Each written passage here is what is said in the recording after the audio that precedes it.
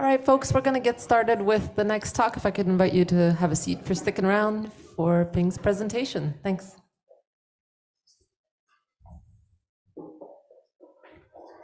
All right, I guess we can start. So good morning, everybody. And hello to everybody here at ForSpace, as well as those who are joining us from online. So I guess we can get started, and as people come in, we'll just welcome them.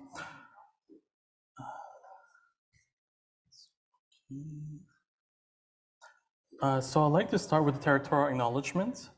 We'd like to begin by acknowledging that Concordia University is located on unceded indigenous lands. The Kanien'kehá:ka Nation is recognized as custodians of the lands and waters on which we gather today. Chowchagé, Montreal is historically known as a gathering place for many First Nations. Today, it is home to a diverse population of Indigenous and other peoples.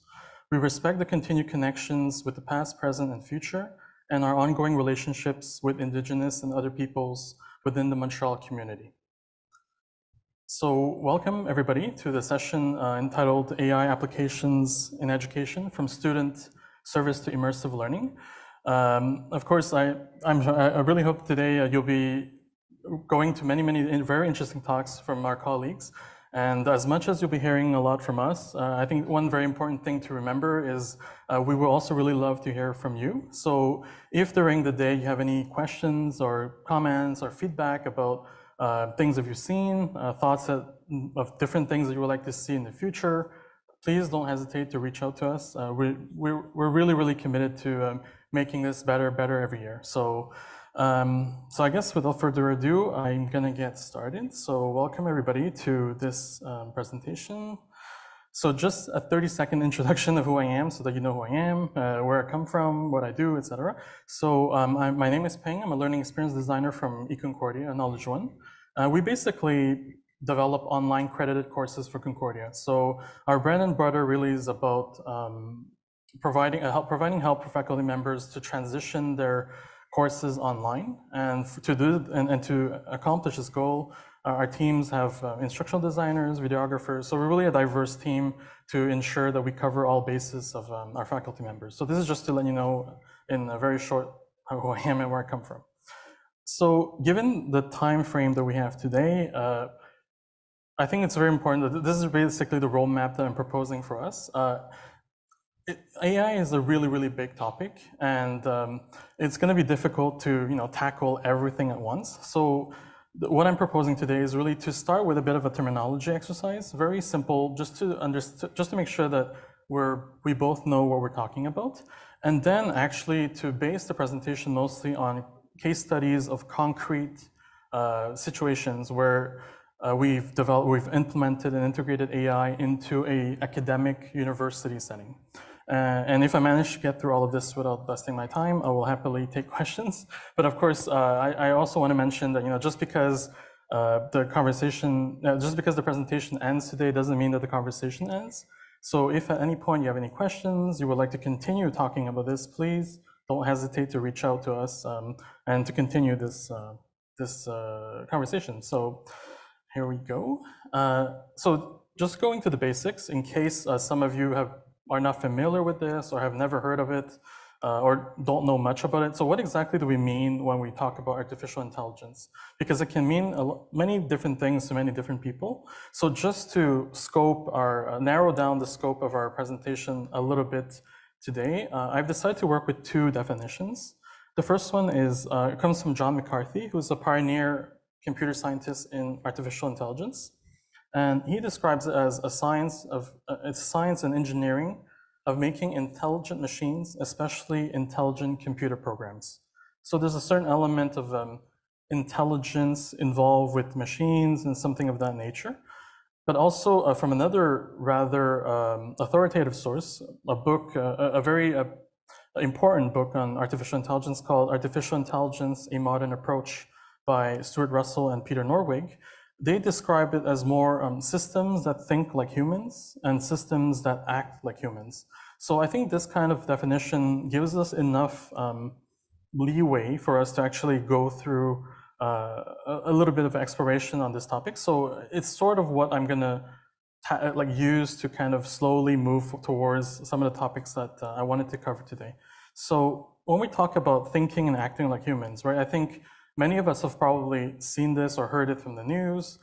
Some of these examples may be such as like robot assistants, for example. In some countries, this is a technology that's very popular and used, for example, in Japan, where they're very much relied upon in terms of assisted living for senior citizens. So the idea is to have the robots perform human tasks, and even on some level, provide emotional support, not only physical. So in that sense, it's sort of a robot that acts in some way like humans. Another very omnipresent example is all about driverless cars. So the idea of like the car actually itself being some kind of robot with intelligent capabilities, allowing it to scan its environment and almost sometimes try to make decisions for you. So in a way, it goes along that line of thinking and acting like humans. So the machine is trying to understand what would a human do, and even sometimes what would a human wouldn't do, and try to influence the choices. So these are just two examples that are a little bit more, I would say, physically based, where it's really replacing some of the physical functions. But there are also some that are a little bit less tangible. So for example, when we're browsing YouTube, the algorithm very often makes recommendations about what it thinks we might like. So of course, it's analyzing based on your own watch history and trying to determine, right? Like we think that this person will like it, and then from those, and from that, giving you recommendations. And even on some shopping websites, right? Like other customers who have purchased what you purchase also purchase this, so maybe you'll like it. So in a way, it's started to go into the territory of like trying to think like humans, trying to understand how what's going through your mind, your tastes. And I think some may even argue that the algorithms sometimes know us better than we do. So this is another example, right, of artificial intelligence being sort of in our daily life, being omnipresent. But I think what kind of alarms people a little bit more is when these applications of AI start getting into the realm of creativity, of originality, because very often I think many people would like to think that what separates humans from machines is that humans can think, humans can create, humans can come up with original thought. And recent advances in artificial intelligence starts to encroach into this area, and I think that's probably why there's a sudden, many more people are getting alarmed by this. So these are just two examples that randomly picked. The one is AI poetry that was used that was done from ChatGPT. And you will I've included the prompts, the textual prompts. So what a textual prompt is really, in a very simplified way, it's a textual instructions that you give to the AI in order to get what you want from it. So in this particular prompt, I write a stanza about the fun of the Digital Skillshare Day event. And it generated a mini poem, like the Digital Skillshare Day is a blast, with workshops and sessions built to last, from learning to design and much more, a feast of knowledge to explore.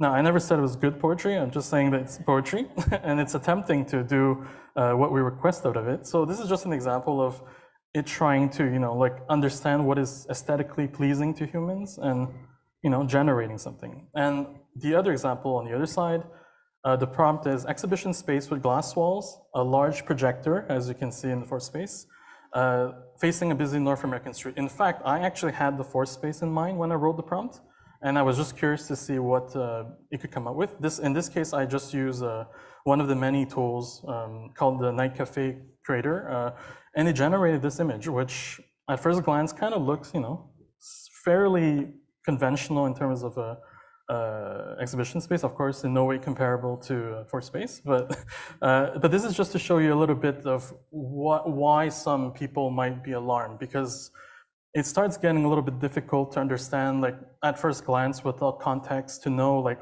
are these actually human creations, or are they, AI creations attempting to masquerade as human creations? So this is really the big question, and I think it goes into very deep, almost like philosophical topics.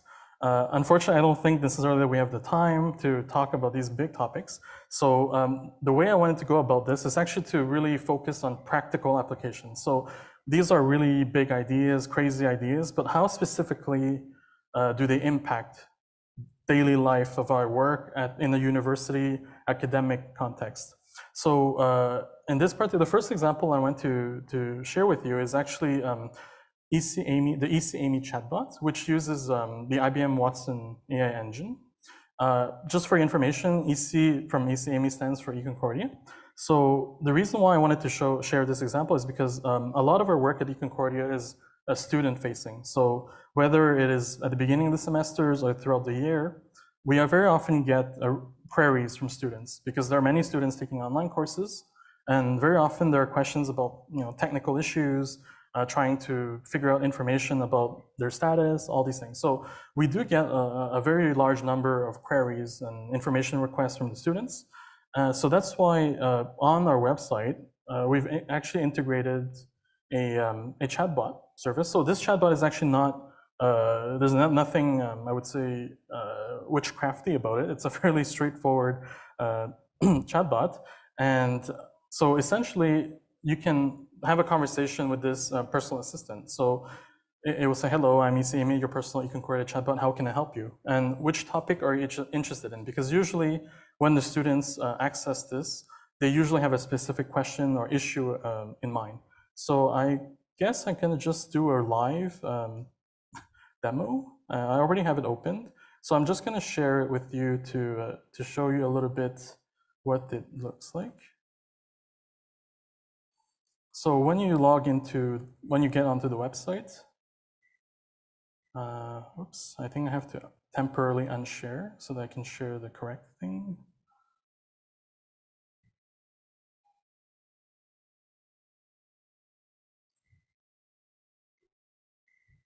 So you can see the website. So when you go to the,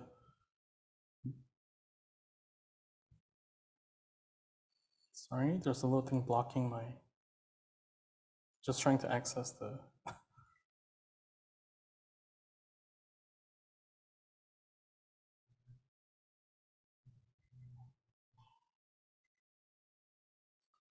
so it basically pops up the chatbot. So let me just see if I can make it bigger for everybody to see. Right, so essentially when the student logs in, we greet them and we ask them which topic are you interested in. So let's say the student has a registration issue. They can select the option here, registration. And the conversation will continue. So registration, please select the subtopic. So let's say the student has issues registering for the course. They will say, I can't register for my course. In this particular case, then the chatbot will propose a solution. So registration is done through the student hub. Please contact, we'll basically redirect the student to the correct resource. And in this case, try to help field some of these questions. And whenever we propose a solution, we always ask, does this answer your question? So let's say the student is not satisfied with this answer and selects no. We will always provide them with an option to connect with an actual person. So we never leave the student alone in their system. There's always an ability to contact someone and to have them solve the issue.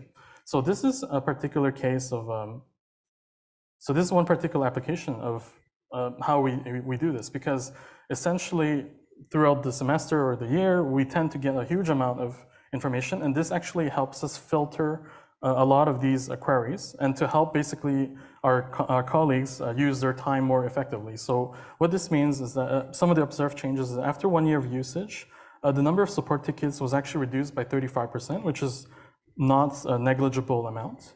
And what it really did is that it really helped us to redeploy our support resources so that they can focus on more complex and very specific requests. So many of the questions that the students are very often asked can be resolved rather quickly. So in this case, this kind of chatbot is extremely helpful because it also provides the student with a quick way of finding out what they really need. And this means it frees up some of our colleagues so that they can help students who have more specific requests. For example, they're an exchange student or they're a visiting student, there's something very particular about their issue. In that case, our colleagues can support them. So this is really the use case here, to help use this kind of chatbot to filter the information and to assist our colleagues, not replace them. So even in an internal survey recently conducted with students, we noted that 46% expressed a preference for resolving issues via online chat. So this is actually in line with the trends, right, of the students preferring to do these things online. And 30% prefer looking up the answer themselves. So there's a certain sense of independence or autonomy that the student does prefer. So in this particular case, the chatbot really solves that issue. And as I've mentioned before, users will always have the opportunity to connect to a real person. So this is not, again, not a question of, is this replacing anybody? No, it's really assisting our colleagues to do their work more effectively. So this is a particular case of how a chatbot in a student-facing environment could function. So this chatbot is really a situation of more predictable questions with usually predictable answers. So now the second case study moves towards a little bit of a little bit more of an unknown scenario where the questions may not be 100% predictable and the answers may also not be 100% predictable. So in this particular case, it's an AI learning assistant using OpenAI's GPT-3 model. So the context for this was actually implemented for the course Cohen 691 with Professor Reza Salimani. And the idea here is actually to bring to focus the power of natural language processing. So what this really means is when the machine tries to provide human-like speech in a way, language, and to complement the students' learning journey. So in this particular case, these are all advanced students in computer science. So they're learning in quantum computing, programming, and all these very cutting-edge topics. So it was interesting, or pedagogically interesting, to provide these students with an opportunity to interact with this kind of technology that they're actually studying. So in this case, it's actually using, in many ways, it's a very similar to the chatbot that you've noticed from the EC-Amy chatbot. But this time, there's a little bit of a twist where, I mean, this is also available in EC-Amy, but in this particular case, we're actually asking the student to engage in a conversation about the topic that they're studying. So you can see in the prompt here, we invite them, ask me any questions you have about the course material. In this particular case, quantum computing. So there's no indication necessarily of how the student should ask the question. They can choose choices, but they can also decide to just ask the question. So let's say the question is, what's a qubit? What's a qubit?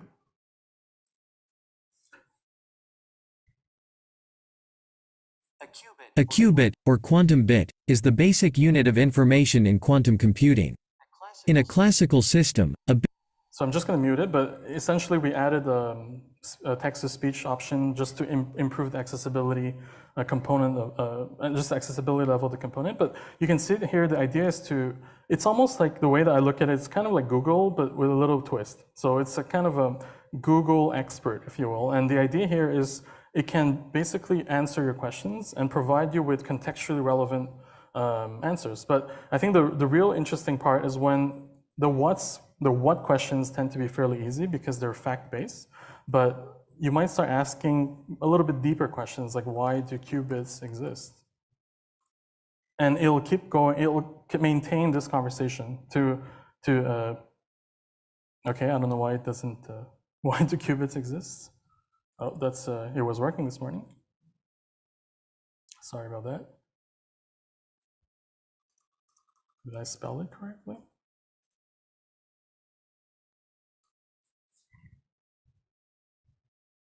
I don't know what happened. Sorry about that. How do qubits work?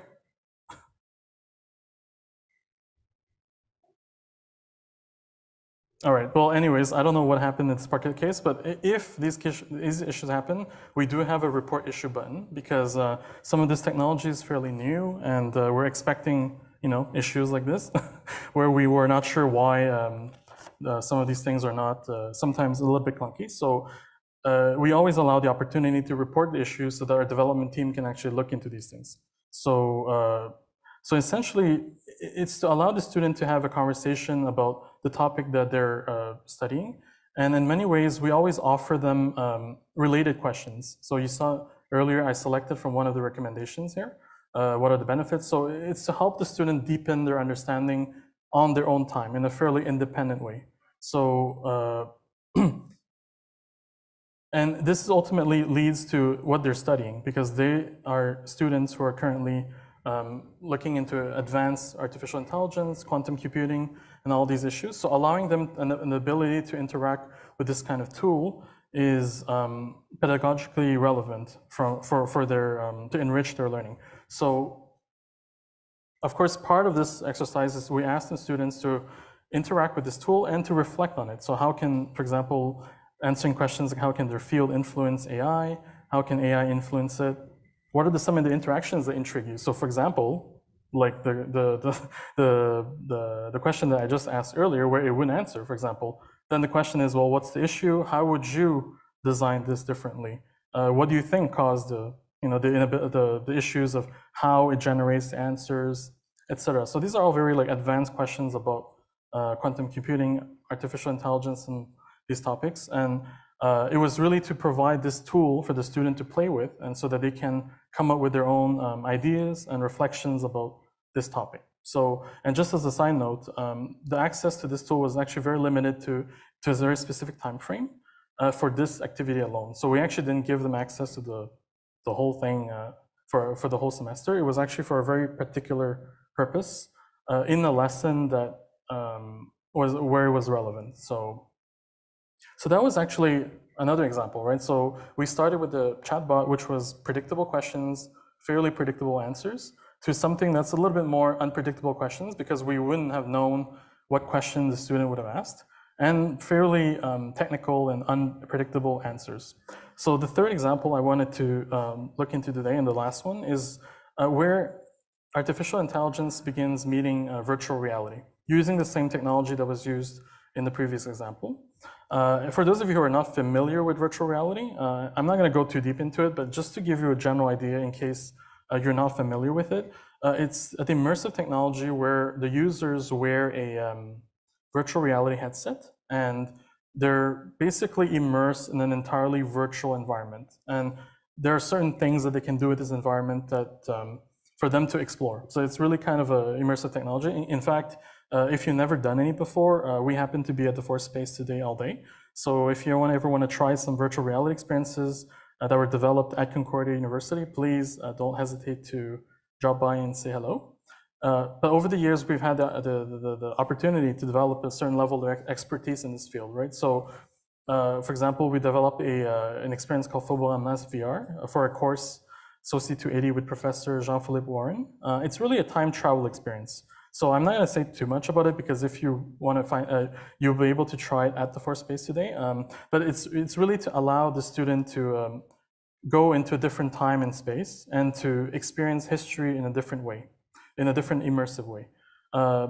There's also other experiences that we developed. For example, just as a nod to Professor Carliner earlier this morning, when he talked about the importance of soft skills. So we've actually developed a virtual reality experience with the Professor Teresa Hernandez-Gonzalez from the Teaching English as a Second Language Department, as well as in collaboration with the Lab for Innovation in Teaching and Learning, to develop a virtual reality experience to help future teachers practice and learn communication skills. So this is something that's actually very interesting. It's a very immersive environment, and that kind of puts the student in a completely new way of trying to deal with the content and to learn, the theories that they've encountered in class.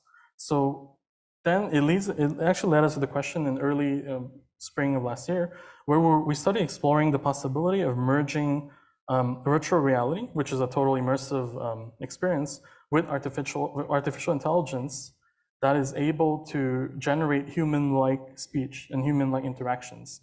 So internally, we jokingly call this the Vrai initiative, because VR AI. And for those of us who are not who don't speak French, Vrai basically means real. And it's particularly ironic because none of this is real. So, but we were not known for our sense of humor. So what I really wanted to the key point of this particular experience is really to try and leverage this AI's ability to create natural conversations and to really leverage its massive training data. So this AI has been trained on a lot of information, terabytes of text actually, and to see if it can in some ways embody a historical figure. So in this particular case, we were looking into Isaac Newton. And the idea here was to use the fully immersive power of virtual reality to try and create a meeting space, if you will, like to answer the age-old question, what if you met Isaac Newton and wanted to, what would you ask? Like, what kind of questions would you ask? So I'm about to show you a very short clip of 1 minute to show you a little bit like what kind of interactions this might look like. So I'm just gonna go. Greetings to you. I heard that there was a visitor who wanted to ask me some questions. I always appreciate visitors. So tell me, dear friend, what is on your mind? What is this room? This is my study. What are some of the biggest questions in science that you would like to have answered? I am particularly interested in the nature of light and gravity. Can you briefly explain to me the law of gravitation? The law of gravitation is the force that attracts objects towards one another. The strength of this force depends on the mass of the objects and the distance between them. What did you do when Cambridge University had to shut down because of the plague? I returned to Woolsthorpe Manor and conducted many experiments. I also began work on my theory of gravitation. Have you heard about the internet? No, I have not heard about the internet. Do you know Albert Einstein? No, I do not know Albert Einstein. Can you please say hi to the attendees of the Concordia University Digital Skillshare Days? I am happy to say hello to the attendees of the Concordia University Digital Skillshare Days. I hope you enjoy learning about mathematics and physics. So obviously I did not brief Newton on the topic that we were going to cover today. It just assumed that we were going to talk about mathematics and physics. So, but this just to show you an example of the kind of interaction that happens. There were all the questions that you've heard were actually not scripted, and none of the answers were scripted either. So in this way, it's really allowing the user to engage freely in a conversation with this virtual representation of Isaac Newton. So in many ways, you also notice that some of the questions were about topics that had nothing to do with Newton. For example, asking, have you heard about the internet? Do you know Albert Einstein? This was deliberate in the sense that whenever we're implementing or integrating these artificial intelligences, we always put a lot of boundaries. So we ensure that it will do exactly what we want it to do, so that it doesn't start veering off into the far end of, some of the things that kind of veers off the objective of the experience. So in this particular case, we've actually put in barriers in place to ensure that as much as possible, Newton will not answer questions that the historical Newton would not be able to answer. And of course, this is still an experimental phase, but it is already, we think, ready to be showcased. So if you're ever curious and you would like to have this interaction with this virtual Newton, please feel free to swing by the Force Space today. We'll be very, very happy to share this with you. So I think I would like to wrap up so that I don't go over my time. So just some concluding thoughts, food for thoughts, if you will. And I think this is a topic that's will come up very, very many times today. And this idea that AI is now out of the bottle. And in many ways, there's no way that this is going to be rolled back into the box, right? So good or bad, it's very important for us it's up to us to really define our relationship to this kind of a technology. And we believe that understanding it is really the first step, right? To know what it does exactly before deciding what to make of it. So this is something that's very important for us to understand it. And the second thought is that AI can help us deal with specific challenges. So it goes back to the earlier point about assistance versus replacement, right? Is the AI here to help us do things, or is it really here to do things that, you know, to do it on our behalf, right? So this is a question that's that we should never, you know, just forget about and really keep it in the front of our reflections. And finally, because of the, I think many of you have heard recently of all the news reporting about the different kinds of AI engines doing crazy things, such as you know, taking professional licensing exams or generating images to art contests and all that nature. Is really transitioning into a wider public sphere, so it'll become even more omnipresent than before. So there's no real way of hiding from it. There's no way of running away from it. And this is why we think it's very important, at least as a first step, to try and understand this technology and to know what it can do. And then from there, you know, take the next step. So that kind of wraps up my little like quick flyby. I'm really, I think I might have a few minutes, but I'm really happy to take any questions if you have any. Again, if you have questions later, please don't hesitate to reach out to us. And I really strongly recommend you to consult the schedule that we have for you today. There are many, many great events happening on campus and virtually, presented by all our great colleagues. So yeah, thank you very much. I don't know if there's any questions in the chat or in the room. I can maybe just check the chat. All right. All right, thank you so much, everybody. So like I said, if there's any questions later, please feel free to reach out to us. Thank you.